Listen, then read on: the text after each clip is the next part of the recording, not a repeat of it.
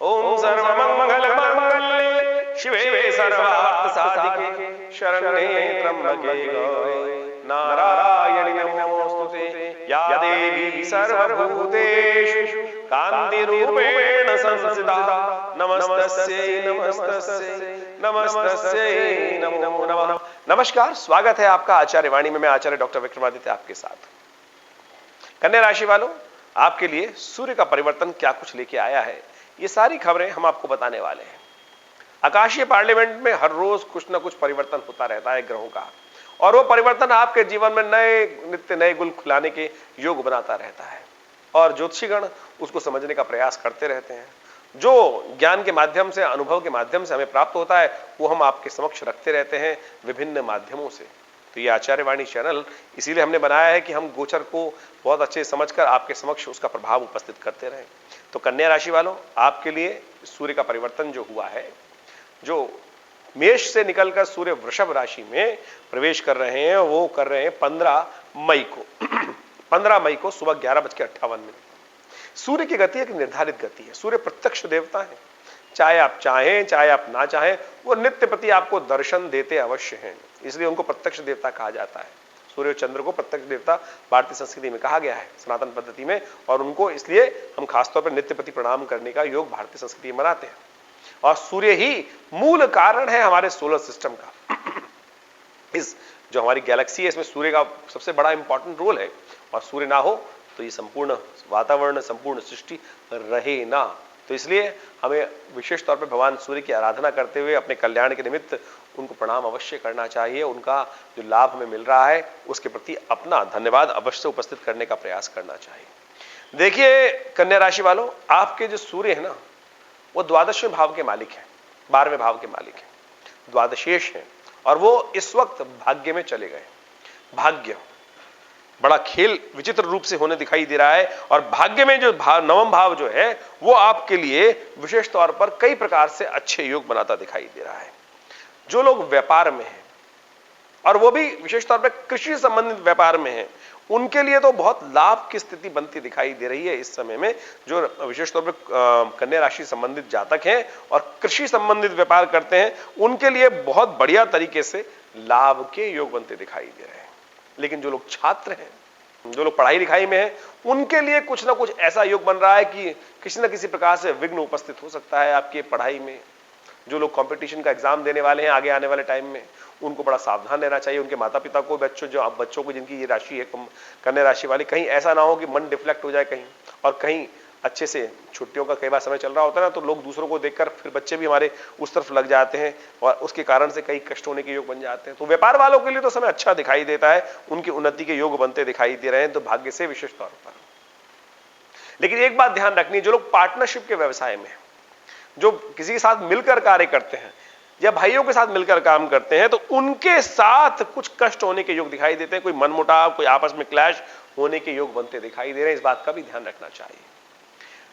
विशेष तौर पे जिनके बच्चे हैं, संतान की चिंता विशेष तौर पर कन्या राशि वालों के लिए ऐसा योग बन सकता है कि संतान की चिंता थोड़े कष्ट में डाल सकती है। तो इसलिए संतान की चिंता का विशेष तौर पे आपको ध्यान रखने की जरूरत भी है। इस प्रकार कुछ अच्छा कुछ खराब इस प्रकार का योग बन रहा है, तो उसको आपको अवश्य समझते हुए कार्य करने की जरूरत दिखाई देती है। हाँ, जीवन साथी के दृष्टिकोण से आपके ग्रह पूर्ण अच्छे दिखाई दे रहे हैं, उनका सहयोग भी आपको मिलेगा, और साथ साथ उनके लिए आपके ग्रह भी अच्छे दिखाई देते हैं। लेकिन भाइयों की तरफ से कुछ ना कुछ मनमुटाव होने के योग बन सकते हैं, तो कोशिश ये करें थोड़ा संबंधों को ठीक रखने के लिए प्रयास करें। थोड़ा रिजर्व रहते हुए काम करेंगे तो बहुत अच्छा रहेगा। स्वास्थ्य के दृष्टिकोण से आपको ध्यान रखने की जरूरत है।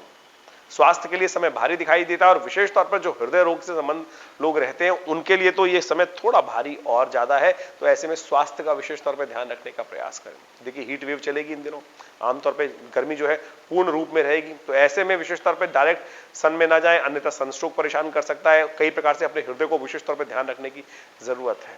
अपने हृदय को बल देने का प्रयास करें। अर्जुन अरिष्ट बाजार में मिल जाएगा, अर्जुन की छाल मिल जाएगी, उसको नित्य प्रति सेवन करें। और मैं आपको एक जबरदस्त मुद्रा भी बता रहा हूं, क्योंकि आपकी राशि के अनुसार से मुझे ये प्रभाव दिखाई दिया, और मेरे हिसाब से आप ये मृत संजीवनी मुद्रा सबसे पहली उंगली को अंगूठे के बेस पे लगाकर बीच की दोनों उंगलियों को अंगूठे के अग्रभाग से जोड़ देने से ये मृत संजीवनी मुद्रा बन जाती है। चमत्कार है, हमारी मुद्रा विज्ञान का चमत्कार है। ये हमारे पिता आचार्य श्री केशव देव जी की अपनी खोज है। और हमारे इस चैनल पर आचार्य वाणी में आप जाके मुद्राओं पे खोज करेंगे तो बहुत सारे वीडियो, अनेक प्रकार के वीडियो मिलेंगे जो आचार्य केशव देव जी के भी हैं और मेरे भी वीडियो में जो मुद्राओं पर है आप उसको समझ सकते हैं, जो हृदय रोग के संबंधी ग्रसित लोग हैं और जिनको खास तौर पे है तो उस बात वो लोग इस मुद्रा का विशेष तौर पे ध्यान रखें। जो बुजुर्ग लोग हैं, इस राशि से संबंध रखते हैं, हृदय संबंधी समस्याएं इस महीने में आपको परेशान करने के योग न बनाए, इस बात का विशेष तौर पर ध्यान रखते हुए कार्य करेंगे तो बहुत सुंदर रहेगा।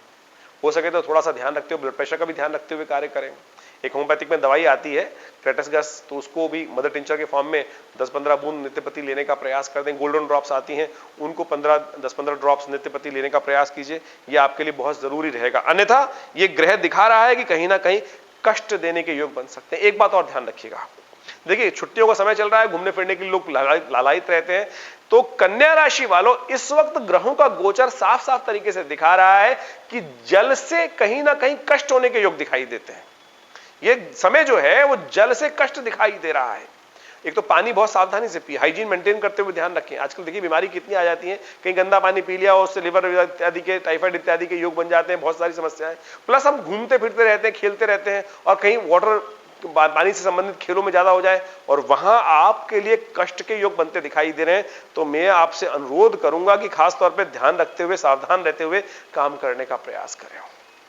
तमाम चीजों में एंटरटेनमेंट के साथ साथ इस बात का विशेष तौर पे ध्यान रखें। देखिए ज्योतिष का यही प्रभाव है, कहां कौन सा योग बाई चांस हमें मति में आ गया इस वक्त कि गोचर में जब इस प्रकार का योग बने तो वो आपको विशेष तौर पे ध्यान रखने की जरूरत देती है। और वैसे जो आपके ग्रह योग चल रहे हैं इस वक्त, मंगल और शनि का जो योग बन रहा है वो विशेष तौर पर रोग के तौर पर परेशान करने के योग दे ही रहा है। साथ में बृहस्पति महाराज भी जहां कन्या राशि वालों के चल रहे हैं वो भी कोई बहुत अच्छे नहीं कहे जा सकते, अननेसेसरी जुर्माना कराने के, नुकसान कराने के, स्वास्थ्य संबंधी समस्या करने के योग दे रहे हैं, तो थोड़ा सावधान रहते हुए भैया काम करने का प्रयास कीजिए। देखिए इस वक्त आपके लिए उपाय के तौर पर चांदी का दान करना, चावल का दान करना, दूध का दान करना, यह बहुत अच्छा दिखाई देता है। एक काम और करें, तीर्थ में यदि जाने के योग बन जाएं तो तीर्थ में स्नान अवश्य करने का प्रयास करें। तीर्थ में जाके स्नान करने से, ये तीर्थ में जाके दर्शन करने से, तीर्थ में विशेष तौर पर स्नान करने के बाद तो मैं कहूंगा कि साथ साथ वहां पर जाके दर्शन करने से, भगवान का दर्शन कर लेने से, तीर्थ यात्रा करने से, बजाय आप घूमने जा रहे हैं कहीं, वहां तीर्थ की भगवान का मंदिर हो तो अवश्य उसमें जाके दर्शन करें, उससे लाभ प्राप्ति के योग बन सकते हैं। एक बात और ध्यान रखिएगा, अपने स्वभाव को थोड़ा बैलेंस रखते हुए कार्य करें। कहीं ऐसा ना हो कि बहुत ज्यादा गर्म और बहुत ज्यादा नरम स्वभाव जो है वो आपको कष्ट में डाल सकता है। हो सकता है कि आपके बहुत ज्यादा गर्म स्वभाव से सामने वाला आपसे रुष्ट हो जाए, या आपके बहुत ज्यादा नरम स्वभाव लगाने के कारण से लोग आपको कमजोर जान लें। तो आप बैलेंस होकर काम करने की जरूरत है। इस वक्त कन्या राशि वालों ग्रह के दृष्टिकोण से मैंने आपको एक एक सूत्र समझाने का प्रयास किया है अपने मति के अनुसार से। बोलने को हम बहुत कुछ बोल सकते हैं लेकिन फिर वीडियो बहुत लंबे हो जाते हैं और फिर लोग थोड़े से बोर भी हो जाते हैं। तो हम ग्रहों के दृष्टिकोण से इन समस्त चीजों को उपाय के माध्यम से भी आपके समक्ष रखने का प्रयास कर रहे हैं, तो आशा करते हैं आप इसका लाभ अवश्य लेने का प्रयास करेंगे। देखिए इस वक्त धर्म क्षेत्र में, भाग्य क्षेत्र में आपका जो सूर्य का पदार्पण हुआ है, तो ऐसे में आपको गायत्री का अवश्य अनुष्ठान करने का प्रयास करना चाहिए, गायत्री का यज्ञ करने का प्रयास करना चाहिए। देखिए संसार में कहा गया है कि यज्ञो वै श्रेष्ठतमं कर्म, यज्ञ संसार का सबसे श्रेष्ठ कर्म है। देखिए सुनिए, मैंने कहा दान करने का प्रयास करें, पुण्य धर्म को जगाएं। धर्म में चल रहा है ना, धर्म में सबसे बढ़िया चीज क्या बोली? दान बोला जाता है। अब दान हम किसको करें? दान कहा जाता है उसको करना चाहिए जो उसका अधिकारी हो। अब सामने वाले को हमें समझ में आता ही नहीं कि जो दान ले रहा है वो आपके दान का सदुपयोग करेगा या दुरुपयोग करेगा।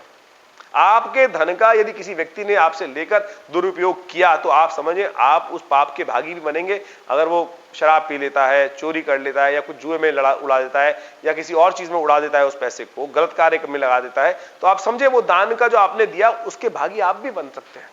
तो ऐसे में क्या करना चाहिए हमको? शास्त्र में यज्ञ की बात कही गई है, यज्ञो वै श्रेष्ठतमं कर्म। तो आप जो यज्ञ में क्या होता है, जो आहुति अर्पित करते हैं, जो सामग्री अर्पित करते हैं, भोजन सामग्री जो है, चावल है, जौ है, तिल है और खीर है, हलवा है, इन सब की सामग्री भगवान को अर्पित करते हैं ना यज्ञ के अंदर। वो क्या करते हैं, वो भगवान के साक्षात भगवान को ही चढ़ाते हैं, निमित्त मात्र चढ़ती है। ऐसे नहीं कि मनो चढ़ गई आपकी, ज्यादा 50-100 रुपए खर्च होते हैं उसमें आपके।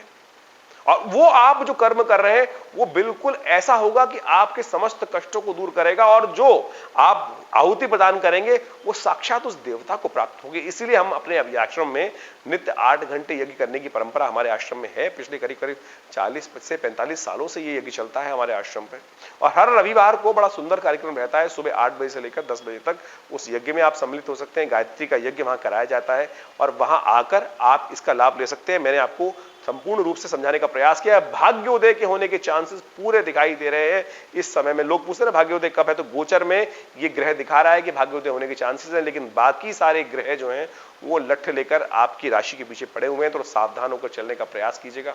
आशा करते हैं गायत्री का जप सबसे श्रेष्ठ है। समस्त क्षेत्रों में, सब समस्त मंत्रों में कहा गया है गायत्री जो है ना समस्त सबसे श्रेष्ठ है। सब चीजों को तोलने पर दिखाई देता है कि समस्त मंत्रों को गायत्री की जो महिमा है वो अद्भुत है, अनंत है गायत्री की महिमा। तो इसका आप अवश्य लाभ ले सकते हैं। हमने उसका यज्ञ करके देखा है। शादी नहीं हो रही होती है, संतान की शादी नहीं हो रही होती है, कई कारण से हमने देखा कि गायत्री का अनुष्ठान कराया 1.25 लाख का और वो योग बना। मेरे पास दिल्ली में बहुत बड़े व्यक्ति आए, उनको अपनी दादी दिखाई दी थी सपने में। वो आए आश्रम पर, उन्होंने पूछा, हमने कहा इनके निमित्त गायत्री का यज्ञ करा दीजिए। और जब हमने गायत्री का यज्ञ कराया तो चमत्कार ये हुआ कि वो जब अनुष्ठान पूर्ति करने आए 31 दिन बाद, तो बोले महाराज हमारी लड़की की शादी नहीं हो रही थी और इसके प्रताप से जब अनुष्ठान कराया गायत्री का तो वो शादी का योग बन गया। तो समझे यज्ञ का इतना जबरदस्त चमत्कार है यदि पूर्ण शुद्ध रूप से किया जाए। आज की तारीख में लोग करते नहीं है ढंग से, शुद्ध उच्चारण नहीं है गायत्री का मंत्र तक, शुद्ध उच्चारण नहीं है। कई ऐसे लोग हैं कि जो तथाकथित तौर पे ब्राह्मण अपने आप को कहते हैं और अनुष्ठान बड़े बड़े करते हैं। यदि गायत्री को मंत्र सुन लो तो शायद गायत्री का मंत्र भी सही से उच्चारित नहीं कर सकते।